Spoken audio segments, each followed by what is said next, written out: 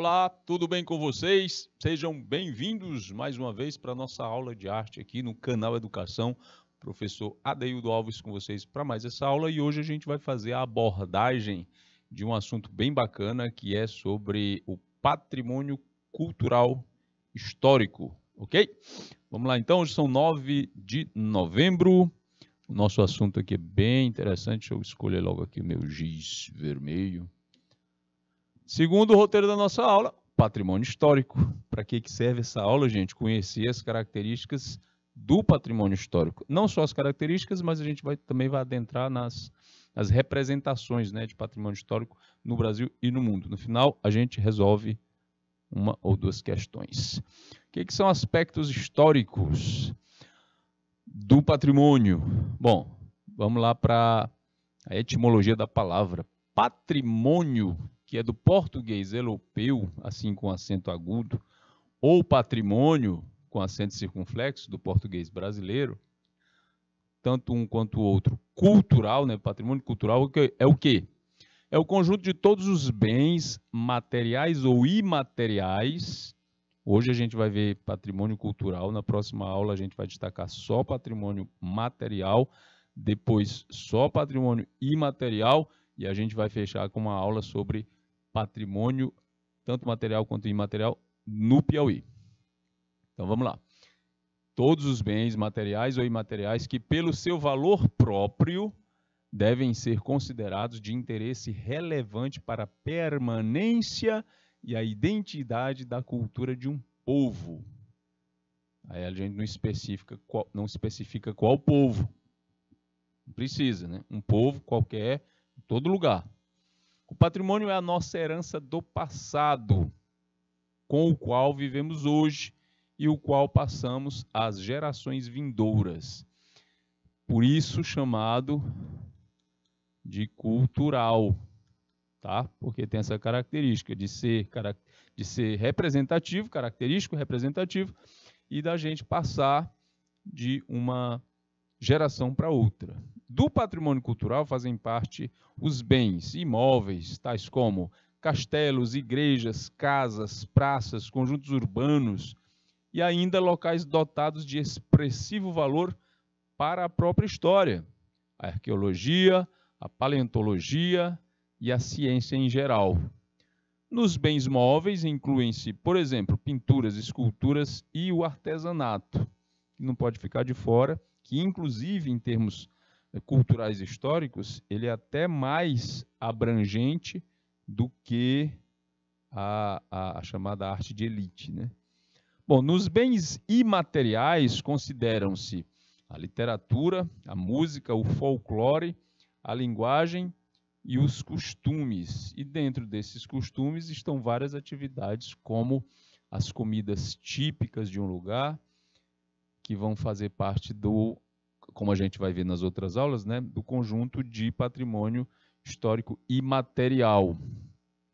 Porque o que se define não é a comida em si, mas como ela é feita, são as receitas, certo? Assim também entram nesses costumes o linguajar, né, o jeito de falar, as expressões, o próprio idioma e a maneira de encarar a realidade a partir desse idioma, certo? As entidades que procedem à identificação e à classificação de certos bens como relevantes para a cultura de um povo, de uma região, ou mesmo de toda a humanidade, sim, existem entidades que vão fazer essa identificação e classificação, elas visam também a salvaguarda e a proteção desses bens. Essas mesmas entidades que eu vou mostrar aqui, elas não só identificam e classificam, mas elas trabalham para salvaguardar, para proteger esses bens, de forma que eles cheguem devidamente preservados às gerações vindouras e que possam ser objeto de estudo e fonte de experiências emocionais para todos aqueles que os visitem ou deles usufruam. Trocando em miúdos. Em 1991, eu precisei fazer uma... Não foi bem uma aula, certo? Foi uma apresentação da escola, eu fazia o ensino médio, e eu precisei apresentar para um grupo de estrangeiros a minha comunidade de origem, ou seja, a cidade que eu nasci, Teresina. Aí como é que eu ia falar de Teresina apenas do nível geográfico, apenas dentro da representação de uma cidade modelada, né, pensada, construída para ser a capital de um estado, num país, né, como o Brasil, no século XIX, meados do século XIX. Então, não se apresenta uma comunidade de origem apenas com essas características. Eu precisava entender, saber e conhecer os costumes, as representações folclóricas, no que o povo acreditava. E eu só cheguei a esse conhecimento porque essas situações aqui, né, houve uma salvaguarda, houve uma preservação para mim, como geração vindoura. Em 1991, eu tinha 19 anos, e o que eu coloquei dentro do meu trabalho, o que eu apresentei, chegou até mim por conta da salvaguarda das gerações antes da minha. Então, isso é extremamente importante. Eu me conheço, me entendo como teresinense e entendo os meus costumes, não só porque eles foram passados dentro da minha família, mas também porque eles foram identificados, eles foram classificados e eles foram guardados em um lugar que depois foi me repassado através da escola. E aí o que cria com isso? O que cria em mim, principalmente como receptor direto desse processo? Identidade. Eu olho para a cultura da qual eu faço parte e me identifico. Ok? Quais são essas entidades? O patrimônio histórico pode ser definido como um bem material, natural ou imóvel, que possui significado e importância artística, cultural, religiosa, documental, estética para as sociedades, e esse patrimônio foi construído ou produzido pelas sociedades passadas e por isso representa uma importante fonte de pesquisa e preservação cultural, seja por mais simples que for esse patrimônio, ele carrega essa importância. Tanto um prédio é importante para a comunidade onde ele está inserido, como um prédio de justiça, como um prédio de governo central, uma escola, certo? Uma universidade, como um costume simples. Todos vão ter essa importância e que precisam ser passadas para criar representação. Beleza? Eu falei das entidades, mas elas estão aqui. Vamos lá, vamos falar dessas entidades. As entidades que trabalham a nível mundial, como a Unesco, e a nível nacional, como o IFAM. Vamos lá, a Unesco, o que é? O que ela faz? Há uma preocupação mundial em preservar o patrimônio histórico da humanidade mediante as leis de proteção e restauração que possibilitam a manutenção das características originais. Mundialmente, a Unesco, chamada Organização das Nações Unidas para a Cultura, Ciência e Educação, é o órgão responsável pela definição de regras e proteção do patrimônio histórico-cultural da humanidade. E aqui no Piauí a gente vai encontrar um monte delas, né, desses patrimônios que são reconhecidos pela Unesco. E não é apenas a Unesco chegar e botar a mão, apontar, dizer documentalmente que tal patrimônio, né, faz parte do histórico cultural humano. Porque se fosse só o título, para que dar? Só para reconhecer, todo mundo quer né, reconhecer para si e para a sua cultura algo importante para a humanidade. Acompanhado desse diploma, digamos assim, certo? Vem tudo aquilo que foi falado lá no slide anterior sobre salvaguarda. Está aqui, todo riscadinho. Salvaguarda e proteção. Então, quando eles identificam e classificam, a gente vai falar, por exemplo, aqui da Serra da Capivara. Lembra, né, que eu já falei bastante dele? É um patrimônio identificado, classificado e salvaguardado também pela Unesco. Ok? Então, essa documentação, essa identificação, esse processo todo cria condições, né, governamentais, jurídicas, para que esse patrimônio continue existindo como ele é, que ele não possa ser mudado, que ele continue originalzinho, representando aquela comunidade. Esse é um papel a nível internacional da Unesco, certo? E a nível nacional, a gente tem o Instituto do Patrimônio Histórico e Artístico Nacional, que é o IPHAN. Eu não sei se vocês têm essa informação, mas se não tiver, se já tiverem, a gente reforça. Se não tiver, a gente coloca agora, certo? Por que pronuncia assim, professor? Se é P, por que pronuncia como se fosse som de F? Porque PH do grego, né, tem som de F, tá certo? E aí eles aproveitaram, né, a sigla Instituto do Patrimônio Histórico. E aí fizeram, né, uma ligação aí como se fosse um F, e a gente chama IPHAN. Essa regra de usar o PH na língua brasileira, ela durou até 1946. Vocês sabiam disso? Contando aqui uma curiosidade da nossa língua. Vamos lá. O PH antigamente se escrevia assim, farmácia. Não sei mais nem escrever, farmácia. Era com PH. E usava-se também o TH. Sabia que Teresina se escrevia assim? Terezina com Z. E TH. Piauí. Eu lembro como é. Piauí. Se escrevia com HY no final. Influência da língua grega clássica na língua portuguesa, porque eles queriam que a gente tivesse uma representatividade mais clássica, não é? Isso veio tudo com o neoclássico, a partir de 1816, quando veio para cá a Missão Artística Francesa, por encomenda do Dom João VI, que já estava aqui, fugido de Portugal com medo do ataque do Napoleão.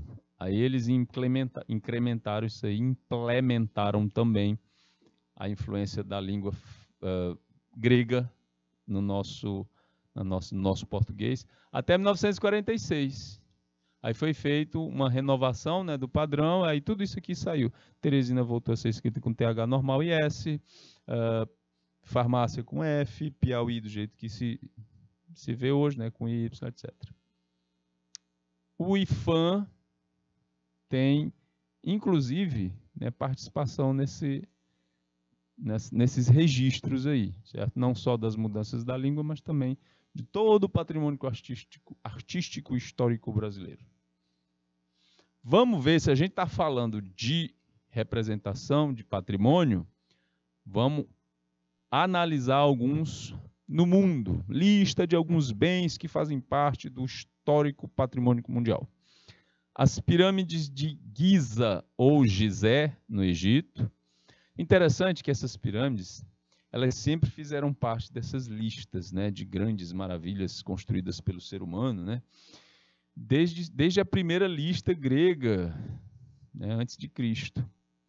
E elas fizeram parte da lista das 7 maravilhas do mundo antigo. E elas são os únicos monumentos dessa primeira lista que ainda estão presentes nos dias de hoje. Estão de pé.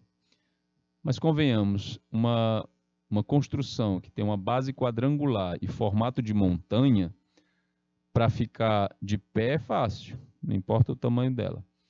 Ah, professor, você está desmerecendo. Não, é porque é fácil mesmo. Você dá uma volta. Se você der a volta aqui na pirâmide maior, que é do rei Quéops, você anda quase 3 quilômetros.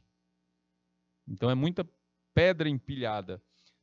Fica difícil de cair, por isso que elas ainda estão aí. E outra, elas não são construções para serem usadas nem como templo, nem como casa, nem como palácio, nem como nada disso. Elas são túmulos e são maciças. As entradas, os corredores são mínimos aí dentro, as câmaras são pequenas, são construções maciças. É por isso que eu digo que é fácil elas terem ficado de pé, certo? essas pirâmides foram construídas, a maior pelo menos dela, né? Levou aí um tempo de 20 anos para ser construída. Elas são referenciais porque são símbolos das primeiras grandes civilizações do mundo que começaram exatamente nessa região da África, que é o Egito. Ok? Egito, nordeste da África. No outro do patrimônio histórico mundial é Machu Picchu, no Peru. Essa cidade é interessante para cá por conta da maneira com que ela foi encontrada, né, e onde ela fica situada. Trouxe até um pequeno texto aqui para falar dela. O lugar foi elevado, o Machu Picchu, né, foi elevado à categoria de Patrimônio Mundial da Unesco e alvo de preocupação graças à interação com o turismo, por ser um dos pontos históricos mais visitados do Peru, mesmo não sendo fácil chegar aqui. Eu nunca fui, mas eu li, tenho relatos de que não é facinho chegar em Machu Picchu, dado, né, a localização deste ponto. Há diversas teorias sobre a função de Machu Picchu. A mais aceita afirma que foi um assentamento construído com o objetivo de supervisionar a economia das regiões conquistadas e com o propósito secreto de refugiar o soberano Inca e seu séquito mais próximo, em caso de ataque. Pela obra humana e pela localização geográfica, Machu Picchu é considerado patrimônio mundial pela Unesco. E ela foi descoberta, de novo, né, em 1912, né, por um militar inglês, numa expedição, em 1912. Aí cria-se um monte de mitos, né, sobre a cidade, a maneira com que ela foi construída, aquela coisa toda de que toda construção fora da Europa, de grande porte, de grande complexidade, as pessoas elas encaram logo como se fosse uma coisa feita por mãos não humanas. Sabe, tem sempre essa história, as pirâmides foram os alienígenas que fizeram. A Machu Picchu é muito complexa para ter sido feita apenas pelos seres humanos. Mas isso só acontece com essas construções, com esses monumentos, fora da Europa. Dentro da Europa, todo mundo está de acordo que as catedrais, né, as primeiras construções foram os seres humanos mesmo que fizeram. Mas fora da Europa, não pode, foi alienígena. Olha, gente, uma catedral gótica do século XII, que não tem cimento entre suas pedras, é só pedra sobre pedra, encaixe sobre encaixe, que é de uma dificuldade, de uma complexidade imensa, mesmo para a época, né, século XII, estão lá de pé. E ninguém contesta que foi o ser humano que fez, certo? E muitas das complexidades das igrejas, tanto as românicas como as neorromânicas e as góticas do século XII, elas chegam a ter o mesmo nível de complexidade dessas que estão aqui na América ou que estão na África, certo? Então, o estudo sobre esses parâmetros aqui, né, pela Unesco, deixa também claro, né, algumas situações desses níveis. Nos Estados Unidos, a gente vai ter quem? A Estátua da Liberdade, que é uma referência da cultura estadunidense. Não vou dizer americana não, porque aqui também é América, né? E ela não é nossa referência. Essa estátua, ela não é única, ok? Ela é única desse tamanho aí. Mas ela foi um presente do governo francês em 1876, aniversário de 100 anos da democracia e da república, né, estadunidense. Aí os franceses, que já tinham uma estátua dessa, tem uma estátua dessa na França, ela é menorzinha, para poder renovar, né, esse sentimento que eles já tinham lá na França de liberdade, igualdade e fraternidade, e para saudar a democracia norte-americana já com 100 anos, eles mesmos franceses não conseguiram fazer com que a democracia deles ficasse tanto tempo assim, até aquela época de 1876, né? Então eles resolveram homenagear os americanos, dando de presente essa estátua, que é feita parte de concreto, parte de metal. O mesmo presente, não a mesma estátua, mas a mesma honraria como presente também foi dada para a gente. Vou já contar qual foi. Tá? Lá na China, a Muralha da China, todo mundo conhece. Não é o único monumento, certo, histórico na China, mas é o mais popular. Um mito sobre ele, que dá para ver do espaço. Não dá, certo? É imensa, mas não dá para ver do espaço, não. Servia de quê? Servia de muro para defesa, certo, do território chinês contra o Império Mongol. Então é isso. Como é que funcionava isso? Essas torres aqui, das muralhas, elas serviam de torres de guarda, não é? E se houvesse algum ataque numa dessas regiões aqui, eles acendiam uma fogueira aqui, que logo era vista pela outra torre, que ao ver acendia também sua fogueira, e a outra que via aqui também acendia a sua, e assim por diante, até chegar num ponto que pudessem avisar mais guardas, né, mais pessoas, né, da defesa para poder correr até o local por essas estradinhas aqui, né, e ajudar na defesa da situação lá. Muralha da China. Torre de Pisa na Itália. O interessante sobre a Torre de Pisa é porque muita gente acha que ela é sozinha, que ela é fotografada só ela, né? Na maior parte das vezes, porque é ela que está torta, ela que interessa como símbolo turístico. Mas, na verdade, ela faz parte de todo esse complexo aqui da Catedral de Pisa, que é uma catedral românica, ou seja, ela é de antes do gótico, ela é do século X, se eu não me engano, século X, século XI. E a Torre de Pisa, a Torre da Catedral, é a Torre do Campanário, certo? Que com o tempo o terreno foi cedendo e ela foi inclinando. Essa torre serviu também para experimentos do grande pensador Galileu Galilei. E atualmente essa inclinação ela está estabilizada, certo? Estabilizada. Aqui o nome está com Z, mas o nome é com S. Pisa. A cidade é a cidade de Pisa, na Itália. Cuidado, né? Porque tem muita gente que acha que é assim, pizza, não é com pizza, por favor, tá? Mas Pisa. Eles poderiam, os cientistas, os engenheiros, poderiam ter colocado essa torre de volta no lugar, eles poderiam ter deixado ela retinha de novo, tinha tecnologia para isso. Na época que ela foi estabilizada, acho que foi anos 90, certo? Nos anos 90 eles estabilizaram. Por que eles não colocaram de volta? Porque ia perder a característica principal do monumento. As pessoas vão lá ver porque ela está torta. Se colocasse ela endireitada, cadê? Ia perder a característica, né? A curiosidade do monumento. Então eles mantiveram ela com essa inclinação, só que ela não vai mais para lugar nenhum. Torre de Pisa. E ela é toda de mármore, é bem bacana. Coliseu de Roma, na Itália, apesar de estar quebradinho, ele ainda chama bastante atenção. O Coliseu, na verdade, esse nome é um apelido.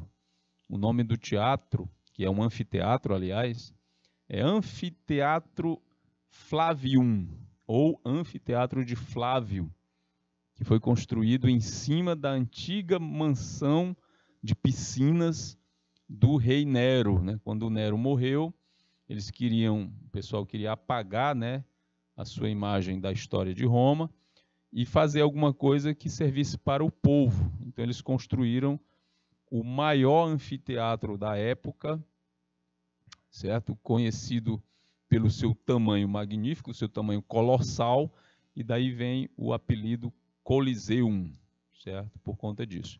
Era tão fantástico esse troço aí, que dentro, né, na arena, era possível, isso nos primeiros anos do Coliseu, era possível inundar deliberadamente a arena para simular batalhas navais. Mas isso depois foi ficando caro, e aí eles foram mudando essa situação, não inudavam mais, mas construíram na parte de baixo da arena, né, celas e pequenos elevadores, né, para subir para a arena principal em cima, animais e gladiadores, né, e várias entradas que eram através de alçapões. É uma tecnologia bem bacana para a época. Por que é um anfiteatro? Porque ele não tem cobertura em cima, certo? Palácio de Versalhes, na França, ainda hoje uma referência, né, de chiqueza, de elegância e de luxo.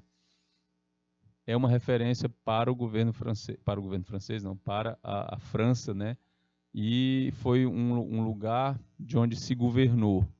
Os reis franceses governavam no Palácio de Versalhes.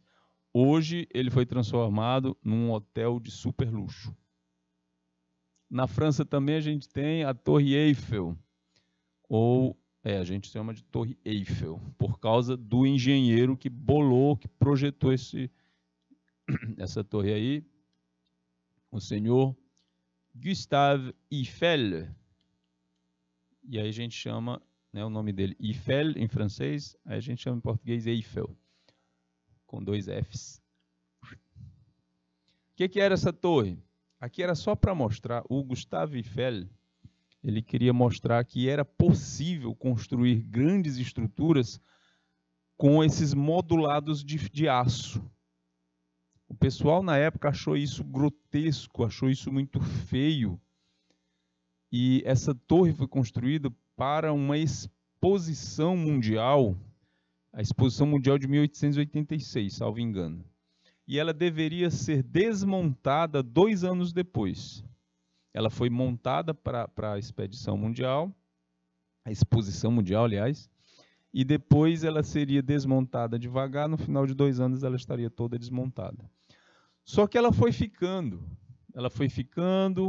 serviu, né, de torre de rádio por muito tempo, e essa possibilidade de usá-la como torre de rádio foi muito importante na Primeira e na Segunda Guerra, e ela foi ficando e foi se caracterizando como o principal ponto turístico da cidade de Paris. Nem todos os franceses gostavam, certo? Inclusive tinha um escritor francês, pensador, que disse que ele gostava de ir. Ele gostava de ir para a Torre Eiffel e almoçar num restaurante que tem aqui em cima. Mas por que ele gostava? Porque ele dizia que era o único lugar de Paris que ele olhava para a cidade e não via a Torre Eiffel, porque ele estava dentro dela, né? Então, em si, não vendo, ele achava que estava tudo ok. Então é isso, Torre Eiffel. Hoje é o monumento turístico mais visitado do mundo. Ninguém bate a Torre Eiffel. Acrópolis de Atenas, na Grécia. Acrópole tem esse nome por causa dessa pedra bem aqui. E dessa cidadezinha, que na verdade é um conjunto de templos em cima da pedra. Em árabe não, em grego, pedra acro. Acro. E cidade, polis, né? Aí daí vem o nome Acrópolis ou cidade na pedra. Essa cidadela religiosa, porque é cheia de templos, foi construída em cima dessa pedrona, em cima desse monte aí, exatamente para se defender, para não ter fácil acesso, né, no caso de uma invasão e tudo mais. O que tem na Acrópolis, principalmente? Templos. O Pártenon, que é o principal templo da Acrópolis, que era um templo dedicado à deusa Atena Nikeaptera, deusa também que dá nome à cidade de Atena. Ou simplesmente deusa Atenas, que era a deusa reconhecida como representante da sabedoria e das estratégias de guerra.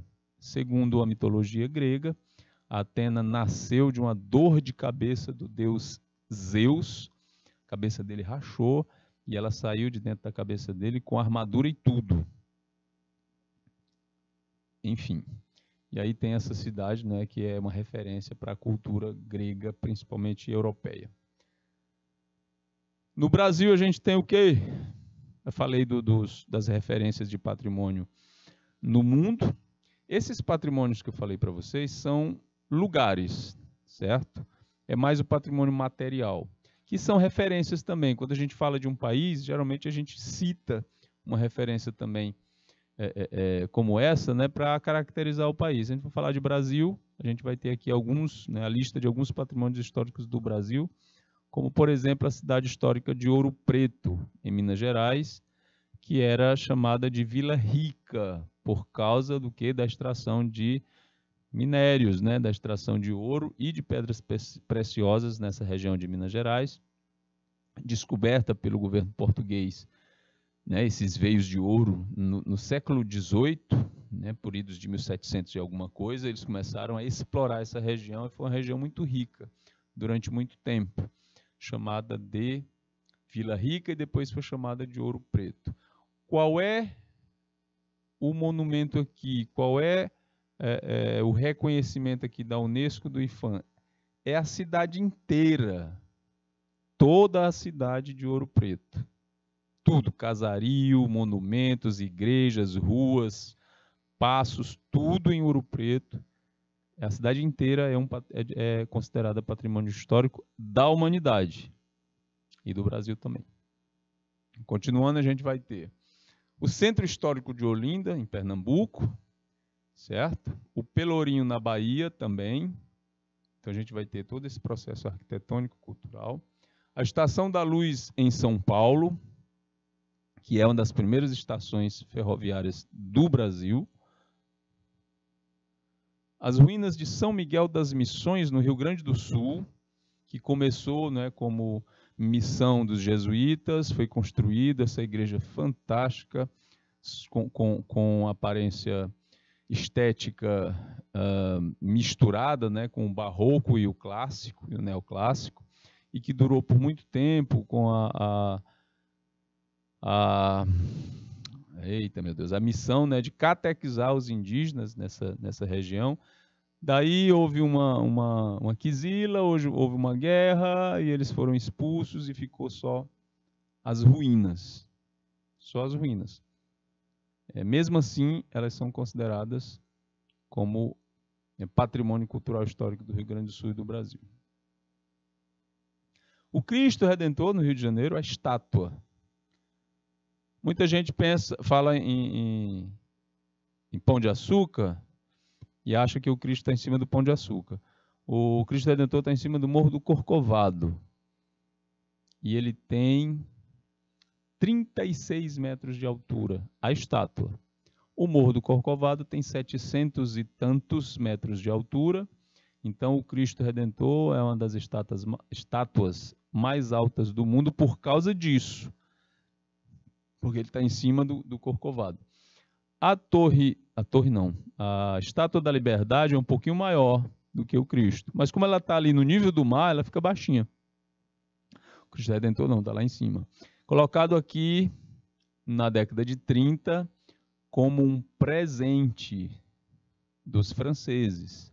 Assim como eles presentearam os americanos em 1876, na década de 30 eles deram esse presente para o Brasil também.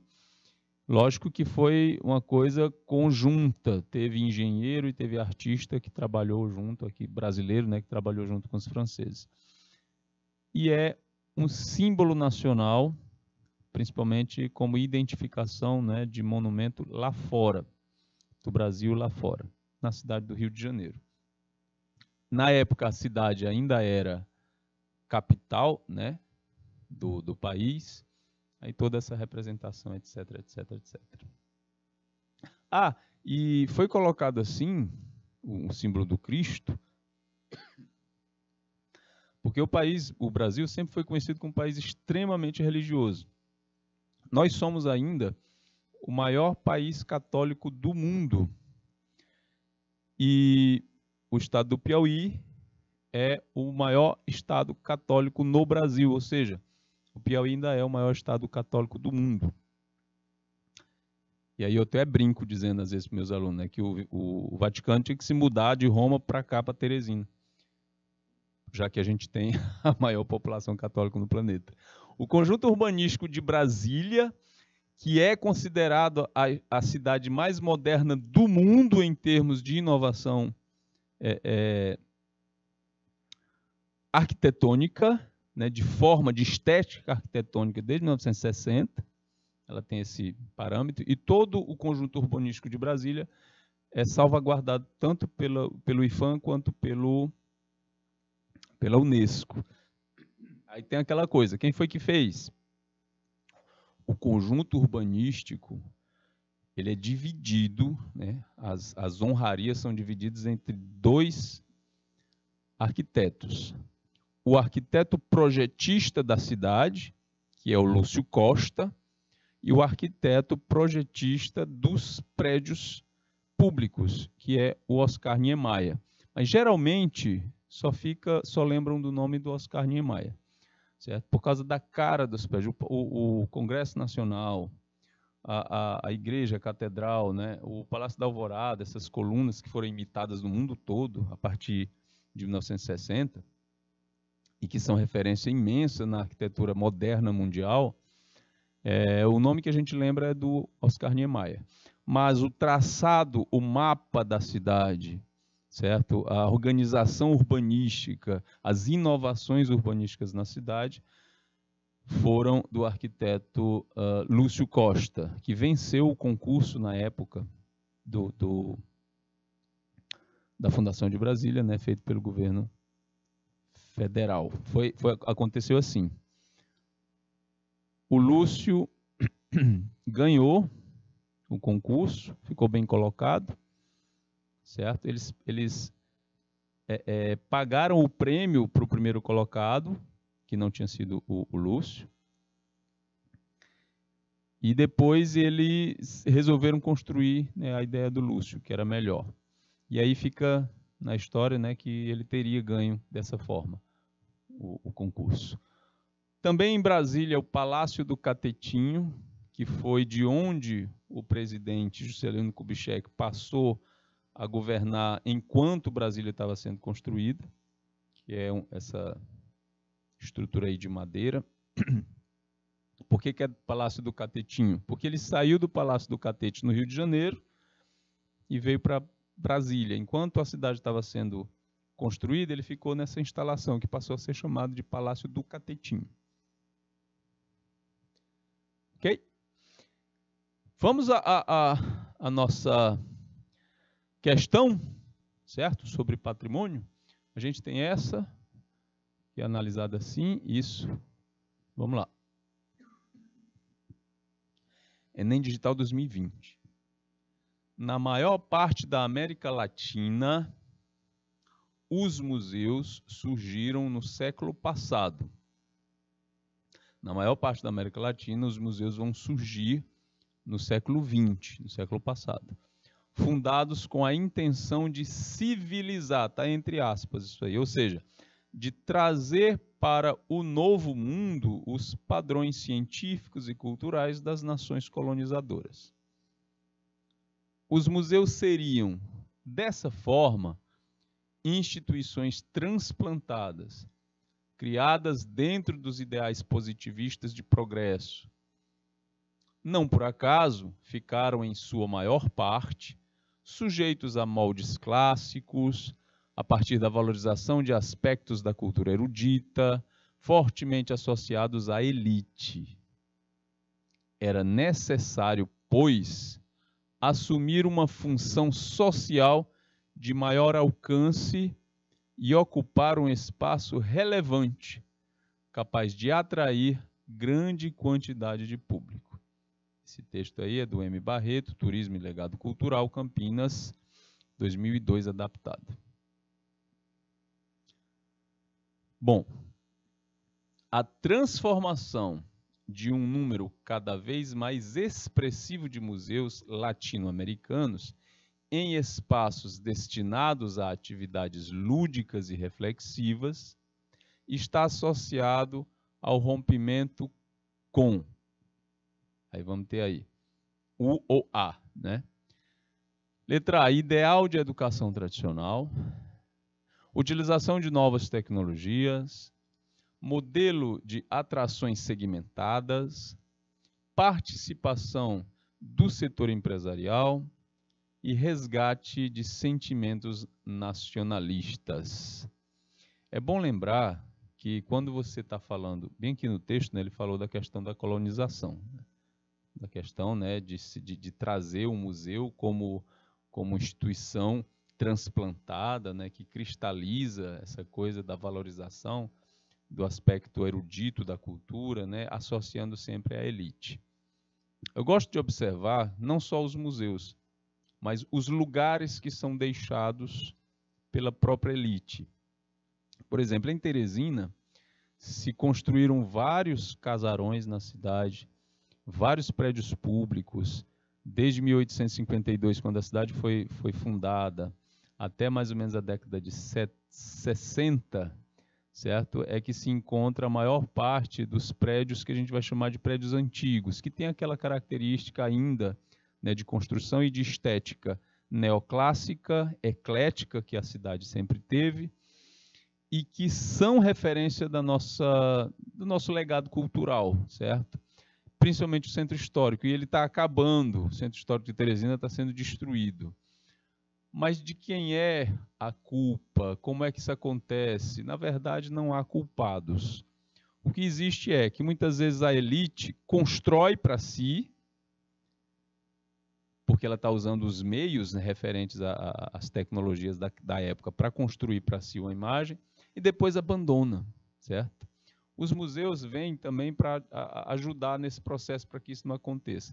Aí, para ter uma cara latino-americana, né, esses espaços destinados a atividades lúdicas e reflexivas, para construir isso está ligado a que tipo de rompimento? Eles vão romper com a ideia de educação tradicional, eles vão romper com a utilização de novas tecnologias, eles vão romper com o modelo de atração segmentada, com a participação do setor empresarial, ou vão romper com o resgate de sentimentos nacionalistas? Bom, quando a gente para pensar, e se é para construir uma coisa que tenha as nossas características latino-americanas e que tragam essa mensagem de descolonizar, certo? Então é claro que a gente não vai deixar de resgatar sentimentos nacionais nossos. Brasil, Bolívia, Venezuela, Equador, Uruguai, Paraguai, Argentina, esse povo todo, né, da chamada nação latino-americana. A participação do setor empresarial é importante para esse processo? Também vai ser. Então, a gente não vai descartar, a gente não vai romper com isso para a construção de um museu interpretativo e representativo para a América Latina. A gente vai romper com modelos de atrações segmentadas? Claro que não. Quanto mais atração segmentada tiver, quanto mais atração diferenciada tiver dentro de uma proposta museológica, certo? Mais interessante vai ser para o público. Para isso acontecer, a gente vai romper com a utilização de novas tecnologias? Também não. A gente já deu uma aula inteira aqui sobre o Museu da Natureza, sobre o Museu da Serra da Capivara, ou o Museu do Homem Americano, e só o que tem lá são novas tecnologias de representação. Então, está associada a qual rompimento? A letra A, ao ideal de educação tradicional, porque essa educação precisa ser renovada, certo? Então, letra A. Beleza, gente? Essa foi a nossa aula sobre o patrimônio histórico, no geral. Na próxima, a gente aborda o patrimônio material, depois o imaterial, e aí a gente fecha com a abordagem sobre tudo que tem de patrimônio no Piauí. Muito obrigado a atenção de vocês, uma ótima semana para todo mundo e até a próxima. Tchau!